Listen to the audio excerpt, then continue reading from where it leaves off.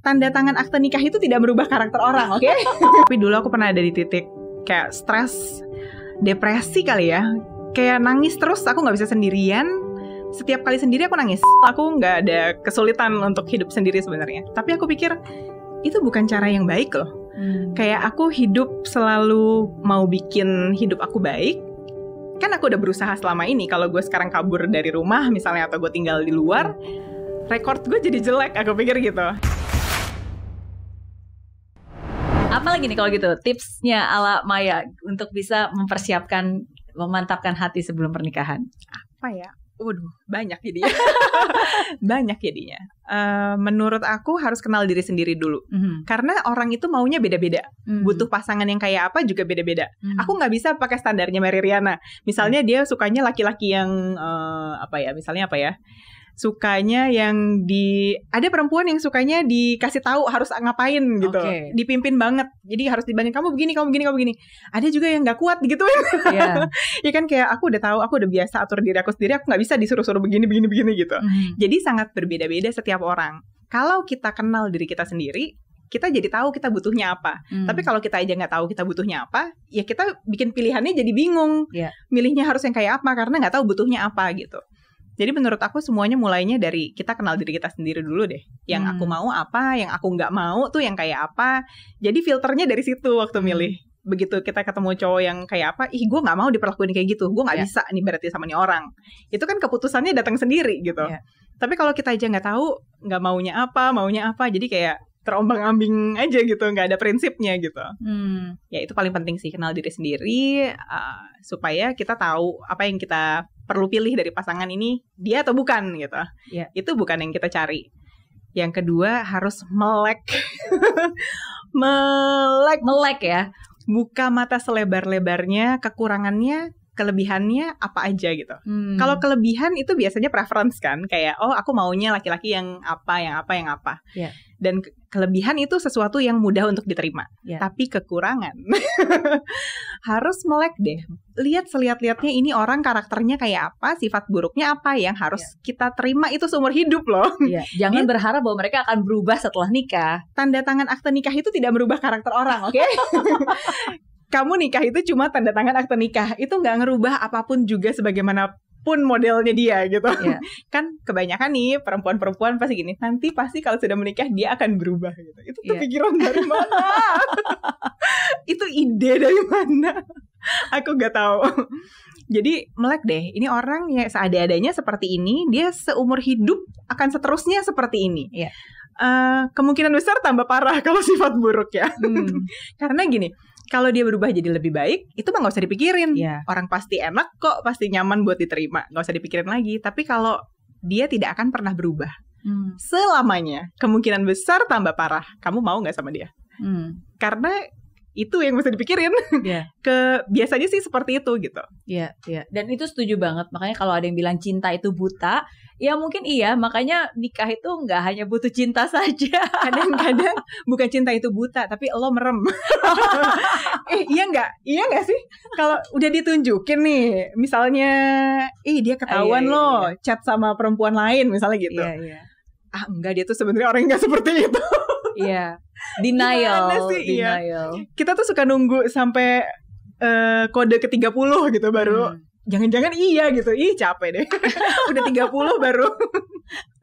Nah berarti apa batasnya antara dia gak sempurna kita terima, sama merem tadi maksudnya. Sometimes kan kadang-kadang ya udah tutup sebelah mata deh gitu. Iya kan? Batasnya di diri kita sendiri. Kita yang tahu batasnya ada di mana. Karena batasnya orang tuh beda-beda. Yang ini bisa diterima atau enggak ya? Ini keterlaluan atau enggak ya? Kita nggak bisa bilang gimana ya, standarnya orang kita nggak bisa pakai. Ada orang yang biasa ngomong kasar misalnya gitu ya. Jadi kalau orang ngomong kasar sama dia biasa aja karena itu gaya bicaranya dia. Tapi ada juga yang perempuan yang hatinya lembut. Seperti emping. Aku gak bisa diomongin kasar. Gak bisa aku. Dibentak gitu gak bisa aku. Atau ngomongnya kasar kata-katanya gitu. Aku gak bisa. Nah itu kan beda-beda setiap orang. Jadi apakah ini harus diterima atau gak bisa diterima, itu kita sendiri. Gak bisa pakai standarnya orang. Dia bilang itu bisa diterima, ya itu buat dia. Tapi buat gue gak bisa, ya gak bisa gitu. Iya, iya, dan dibutuhkan keterbukaan juga untuk bisa memberitahukan ke dia ini loh maksudnya value-nya, ini batasan kita, ini yang biasanya ya again berkomunikasi lah, karena seringkali ya orang lebih banyak berasumsi berpikir ini begini, ini is okay, padahal sebenarnya ya komunikasi selalu lebih baik lah daripada membuat asumsi-asumsi. Iya, apa-apa diomongin aja gitu. Terutama kalau misalkan kita punya baggage. Semua orang punya baggage loh. Entah luka masa lalu, entah dapat luka dari mantan pacar, apa dari orang tua, apa dari keluarga, dari temen, dihianati sahabat atau lain sebagainya. Baggage ini kalau kita nggak omongin itu bisa jadi masalah di kemudian hari. Karena kalau misalkan kita gimana ya, kan luka itu bikin kita berbeda. Misalnya kalau mantan pacar kita dulu tukang selingkuh misalnya gitu. Mungkin si orang yang pernah diselingkuhin ini dia akan jadi curigaan banget. Beda sama misalnya aku gak pernah diselingkuhin, aku santai aja, gak pernah curigaan orangnya. Karena aku tidak punya luka itu gitu. Nah itu kan mesti diomongin kan, aku punya luka ini loh. Jadi mungkin untuk hal-hal tertentu aku akan lebih sensitif tentang itu. Jangan sampai kepencet nih tombolnya gitu, karena duar nanti gitu. Jadi kita mesti terbuka sama pasangan, kita bawa baggage apa, kita punya tombol mana nih yang lebih sensitif, jangan sampai kena gitu. Dan of course tentu saja ketika kita ngobrol tentang hal ini ya bukan berarti semuanya harus langsung diungkapkan pertama kali ketemu. Ini luka-lukaku, ini baggage gue. Terus langsung dia pingsan kabur. Karena butuh waktu juga untuk kita bisa cari waktu yang tepat, cari momen yang tepat, dan cari cara yang tepat juga. Ya, tapi kan at least pacaran kan gak cuma sehari, gak cuma 2 hari, gak cuma sebulan. Makanya kalau misalnya memang kamu udah pendekatan dan pacaran selama 1 tahun 2 tahun ya at least harusnya sudah mulai bisa berbicara kepada hal-hal yang serius dan lebih sharing something yang memang personal. Itu juga butuh waktu sih untuk kita terbuka sama orang, kita kasih tahu luka kita kan itu nggak enak kan.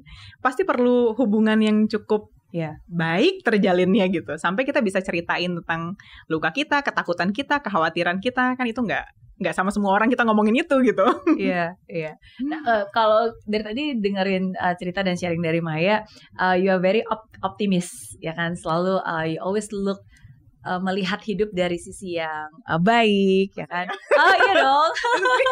Dan selalu mengambil pembelajaran. Tapi saya yakin pastinya in your journey of life itu pasti ada masa-masa sulit ya kan. Kalau kita bicara zero to hero pasti ada masa-masa kesuksesan, tapi ada juga masa-masa kesulitan gitu. So apa titik tersulit atau titik terendah yang mungkin pernah Maya alami?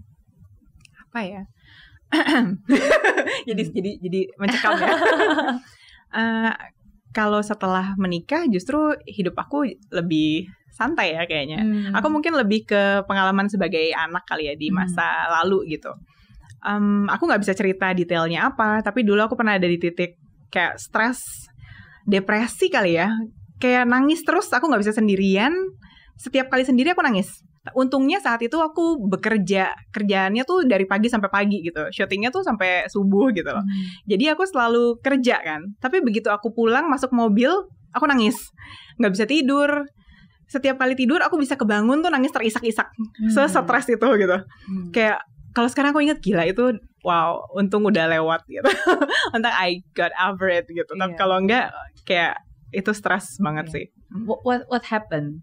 Apa yang terjadi? Aku nggak bisa ceritain detailnya apa gitu. Tapi menurut aku itu sesuatu yang di luar kendali aku. Aku juga nggak tahu apa ini bisa diapain.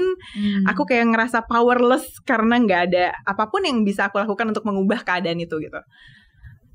Iya, dari situ aku belajar bahwa gue punya pernikahan harus baik.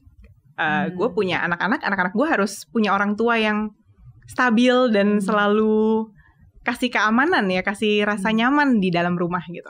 Karena aku udah ngalamin dan itu gak enak banget gitu. So I don't want that to happen to my children. That's why aku mati-matian belajar ini, belajar itu, ikut ini, ikut itu gitu. Karena aku betul-betul tidak mau itu terjadi ke anak-anak aku gitu. Bagaimana cara how do you overcome that feeling? Karena kan sometimes kadang-kadang ketika kita sudah terjebak dalam emosi seperti itu, sebenarnya kita sih nggak mau sedih, tapi kan sometimes kadang-kadang nggak bisa tiba-tiba nangis sendiri, tiba-tiba sedih sendiri, tiba-tiba kepikir sendiri gitu. And I know it's not easy untuk fight dan membalikan cycle-nya. So what did you do? apa ya, zaman dulu belum ada sosial media yang aku bisa dapat konten-konten psikologi ya. It will help a lot kalau dulu udah ada. Tapi karena belum ada, dulu paling ketolongnya karena kerja. Kalau kerja kan aku sepanjang hari jadi ke distract. Oh ya, sambil kerja sambil syuting aku sibuk. Oh, di tempat syuting bisa hahaha kerjaan ini, pulang nangis. Masuk mobil aja udah nangis, langsung sendirian aja nangis 5 detik gitu. Langsung nangis. Tapi karena kerja jadi ke distract aja gitu. Terus ya udah aku paling berdoa. Aku filter. Oke, pokoknya apapun yang kadang kan kita punya reaksi ya. Aduh, gue bisa ini, gue pengen ini, gue pengen itu, pengen itu gitu. Oke, aku pilih itu benar atau enggak?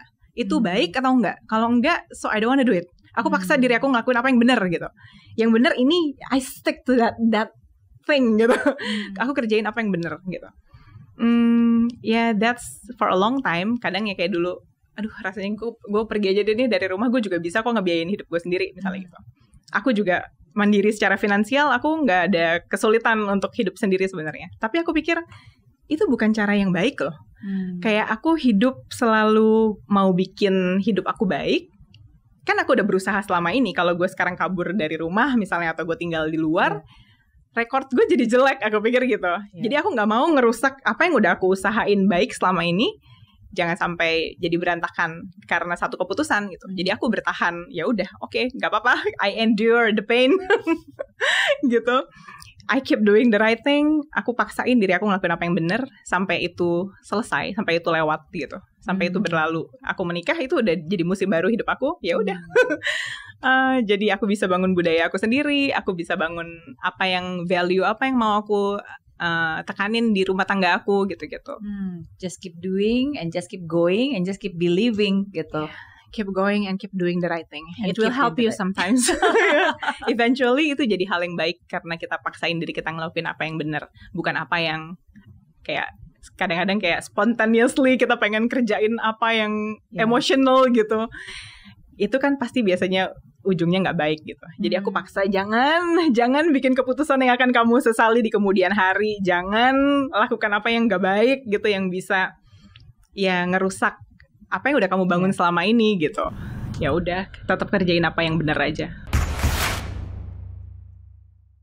Tapi Tuhan kasih itu buat aku. Dan aku belajar bahwa kalau Tuhan kasihnya buat aku, gak ada yang bisa ambil. Gak usah terlalu terburu-buru, harus punya pasangan, harus cepet nikah gitu. Gak perlu sih. Just be happy with your life.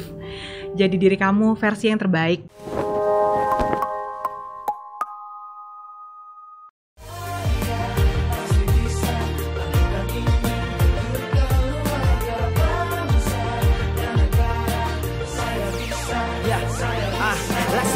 Tanpa hujan, hidup tanpa tujuan, kering dan mati tanpa hijaunya tumbuhan. Demikian kalau mimpi tak kunjung terjadi.